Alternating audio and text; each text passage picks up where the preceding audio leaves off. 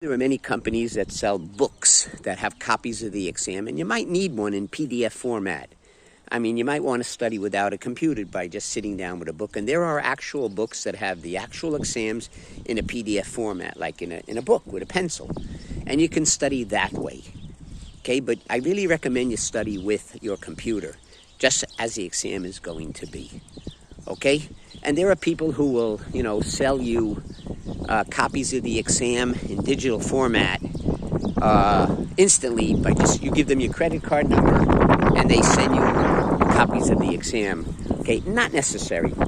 Okay, I can give you free copies of the TOEFL exam and the SAT exam, as many as you need, because they are generated by internet, and as an official examiner, I have them. And it is one of the hats I wear. I'm a teacher. I mean, people pay me $125 an hour to prepare them for the SAT math, and around $100 an hour for the SAT English and the TOEFL exam. It's a really good way to make a living, okay? But the other hat I wear as an official examiner requires me to give you free. So if you contact me and say, hey, Steve, I need some TOEFL exams on Skype, I'll beam you over 5 copies that you've never seen before, real TOEFL exams.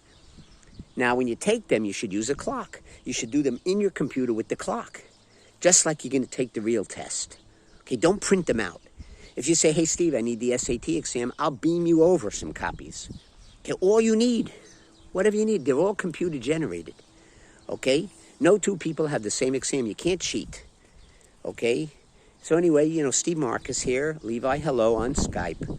Okay, every year I get about, 30 or 40 new students who want to prepare for the SAT, American kids.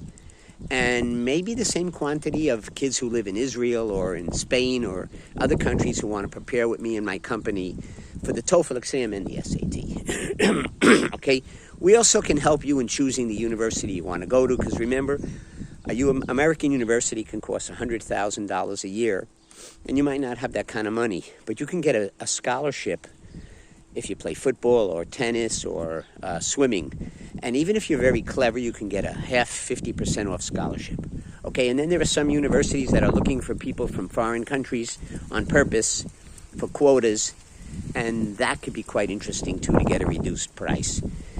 If you're thinking of going to Harvard, I can help you with that, because what I will do with you is the first time we meet, we'll set an appointment up free, and I'll give you a half-hour math exam and a half-hour English exam and see what you can do.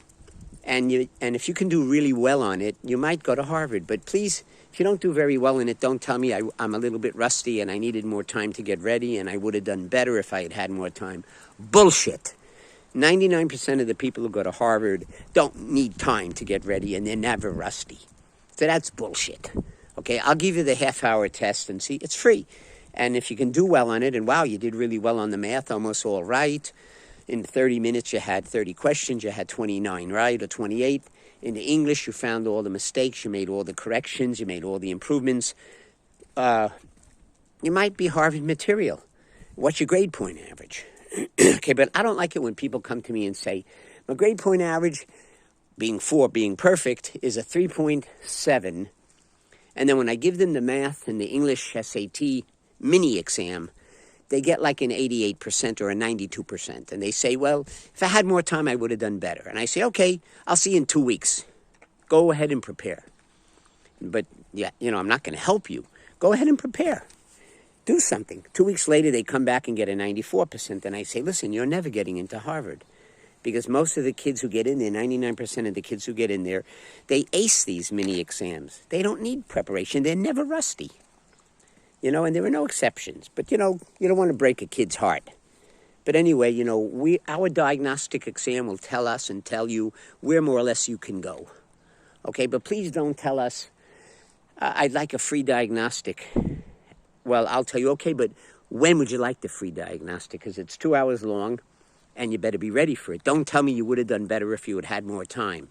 And don't tell me I need classes before I do the diagnostic. You'll have to pay for those classes.